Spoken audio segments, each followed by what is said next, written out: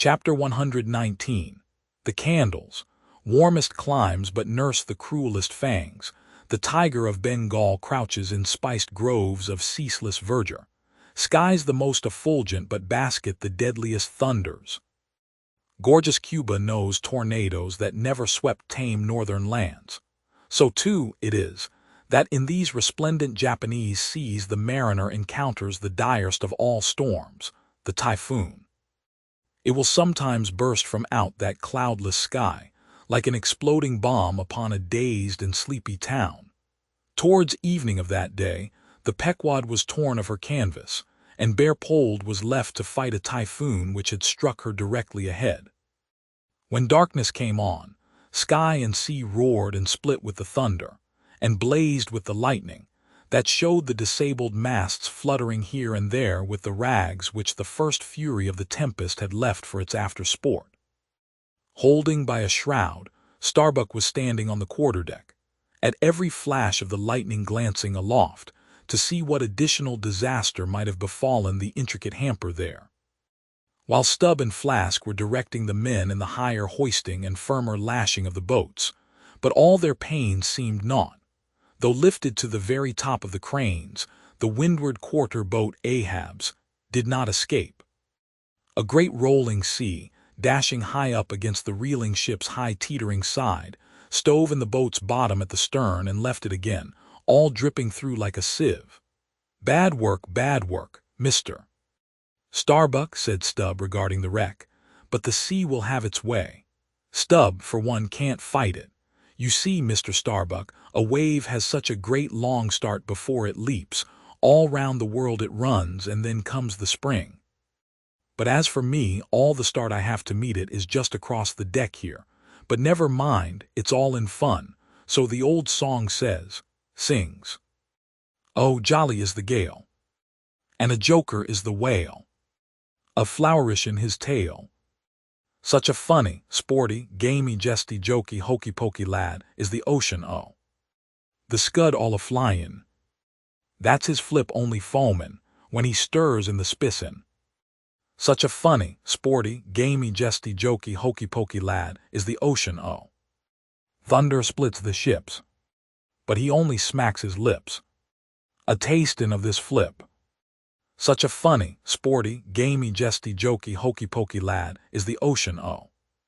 Avast, Stubb, cried Starbuck, let the typhoon sing and strike his harp here in our rigging, but if thou art a brave man thou wilt hold thy peace. But I am not a brave man, never said I was a brave man, I am a coward. And I sing to keep up my spirits, and I tell you what it is, Mr. Starbuck, there's no way to stop my singing in this world but to cut my throat. And when that's done, 10 to 1, I sing ye the doxology for a wind-up. Madman, look through my eyes if thou hast none of thine own. What, how can you see better of a dark night than anybody else? Never mind how foolish.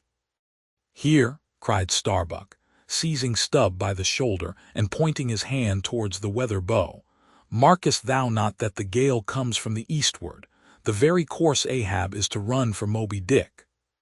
The very course he swung to this day noon. Now mark his boat there. Where is that stove? In the stern sheets, man, where he is wont to stand. His stand point is stove, man. Now jump overboard and sing away if thou must. I don't half understand ye. What's in the wind? Yes, round the Cape of Good Hope is the shortest way to Nantucket, soliloquized Starbuck suddenly, heedless of Stubb's question. The gale that now hammers at us to stave us, we can turn it into a fair wind that will drive us towards home. Yonder to windward all is blackness of doom, but to leeward, homeward, I see it lightens up there. But not with the lightning. At that moment, in one of the intervals of profound darkness, following the flashes, a voice was heard at his side, and almost at the same instant a volley of thunder peals rolled overhead. Who's there? Old Thunder, said Ahab, groping his way along the bulwarks to his pivot hole, but suddenly finding his path made plain to him by elbowed lances of fire. Now, as the lightning rod to a spire on shore, is intended to carry off the perilous fluid into the soil. So the kindred rod which at sea some ships carry to each mast is intended to conduct it into the water. But as this conductor must descend to considerable depth, that its end may avoid all contact with the hull, and as moreover, if kept constantly towing there, it would be liable to many mishaps, besides interfering not a little with some of the rigging, and more or less impeding the vessel's way in the water. Because of all this, the lower parts of a ship's lightning rods are not always overboard, but are generally made in long, slender links, so as to be the more readily hauled up into the chains outside, or thrown down into the sea, as occasion may require. The rods, cried Starbuck to the crew, suddenly admonished to vigilance by the vivid lightning that had just been darting flambeaux to light Ahab to his post. Are they overboard? Drop them over fore and aft. Quick! Avast! Cried Ahab. Let's have fair play here, though we be the weaker side. Yet I'll contribute to raise rods on the Himmels and Andes, that all the world may be secured, but out on privileges. Let them be, sir. Look aloft, cried Starbuck. The corpusants. All the yardarms were tipped with a pallid fire, and touched at each tri-pointed lightning rod end with 3 tapering white flames. Each of the 3 tall masts was silently burning in that sulphurous air, like 3 gigantic wax tapers before an altar. Blast the boat! Let it go! Cried Stubb at this instant, as a swashing sea heaved up under his own little craft, so that its gunwale violently jammed his hand as he was passing a lashing. Blast it! But slipping backward on the deck, his uplifted eyes caught the flames, and immediately shifting his tone he cried, "The corpusants have mercy on us all.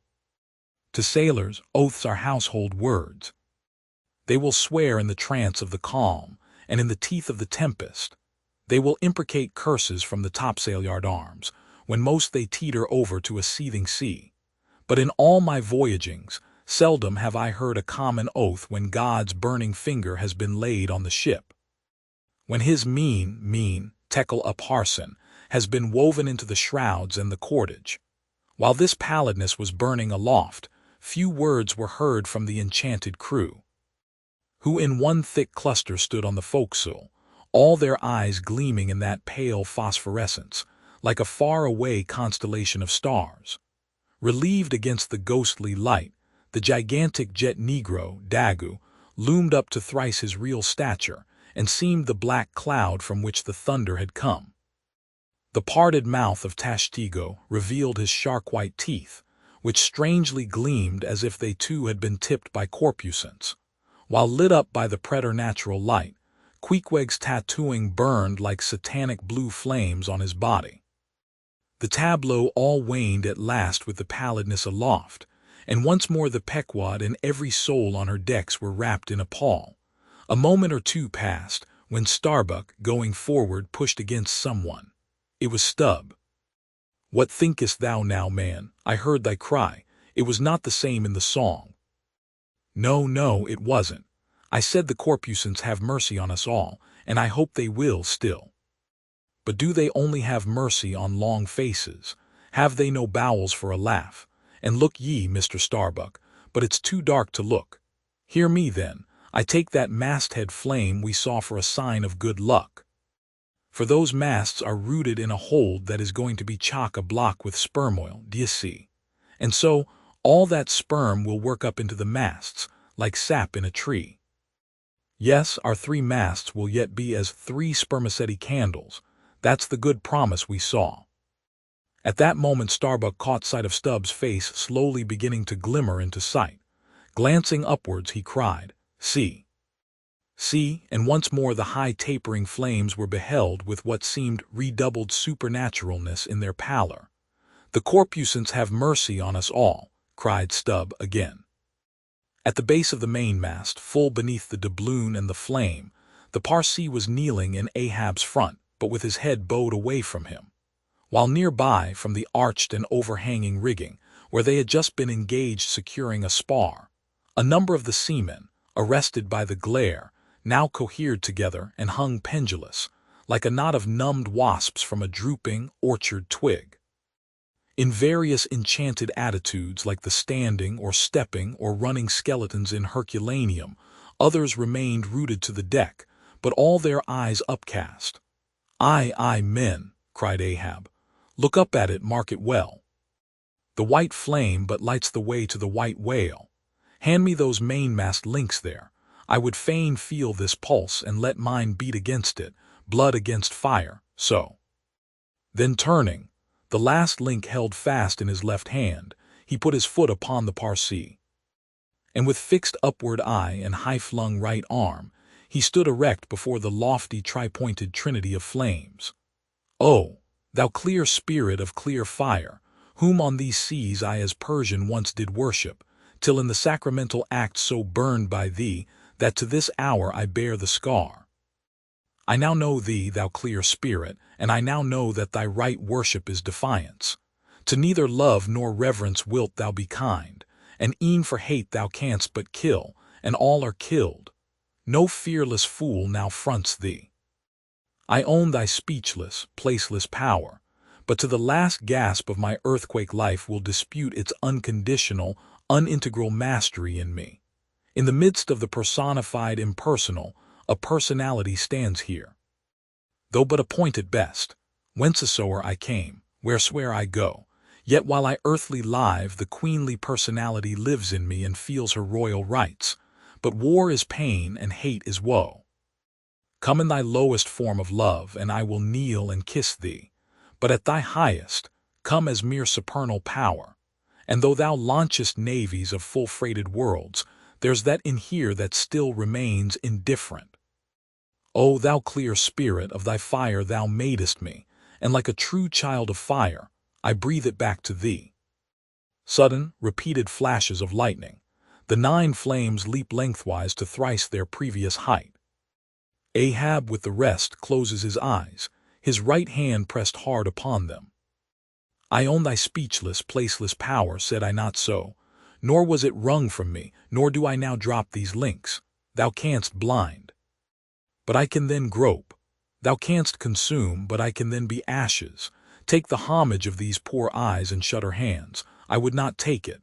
The lightning flashes through my skull, mine eyeballs ache and ache. My whole beaten brain seems as beheaded and rolling on some stunning ground. Oh, yet blindfold, yet will I talk to thee. Light though thou be, thou leapest out of darkness. But I am darkness leaping out of light, leaping out of thee. The javelins cease, open eyes, see or not, there burn the flames. O thou magnanimous, now I do glory in my genealogy, but thou art but my fiery father. My sweet mother I know not. O cruel, what hast thou done with her? There lies my puzzle, but thine is greater. Thou knowest not how came ye, hence callest thyself unbegotten. Certainly knowest not thy beginning, hence callest thyself unbegun. I know that of me which thou knowest not of thyself, O thou omnipotent. There is some unsuffusing thing beyond thee, thou clear spirit, to whom all thy eternity is but time, all thy creativeness mechanical. Through thee, thy flaming self, my scorched eyes do dimly see it. O thou foundling fire, thou hermit immemorial, thou too hast thy incommunicable riddle, thy unparticipated grief. Here again with haughty agony I read my sire. Leap, leap up and lick the sky, I leap with thee, I burn with thee, would fain be welded with thee, defyingly I worship thee. The boat, cried Starbuck, look at thy boat, old man. Ahab's harpoon, the one forged at Perth's fire, remained firmly lashed in its conspicuous crotch, so that it projected beyond his whaleboat's bow. But the sea that had stove its bottom had caused the loose leather sheath to drop off, and from the keen steel barb there now came a leveled flame of pale, forked fire. As the silent harpoon burned there like a serpent's tongue, Starbuck grasped Ahab by the arm. God is against thee, old man. Forbear, 'tis an ill voyage, ill begun, ill continued. Let me square the yards while we may, old man, and make a fair wind of it homewards to go on a better voyage than this. Overhearing Starbuck, The panic-stricken crew instantly ran to the braces, though not a sail was left aloft. For the moment all the aghast mates' thoughts seemed theirs. They raised a half-mutinous cry. But dashing the rattling lightning links to the deck, and snatching the burning harpoon, Ahab waved it like a torch among them, swearing to transfix with it the first sailor that but cast loose a rope's end. Petrified by his aspect, and still more shrinking from the fiery dart that he held, the men fell back in dismay, and Ahab again spoke. "All your oaths to hunt the white whale are as binding as mine. And heart, soul, and body, lungs, and life, old Ahab is bound. And that ye may know to what tune this heart beats, look ye here, thus I blow out the last fear." And with one blast of his breath he extinguished the flame.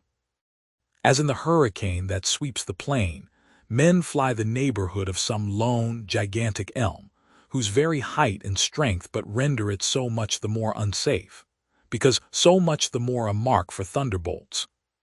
So at those last words of Ahab's, many of the mariners did run from him in a terror of dismay.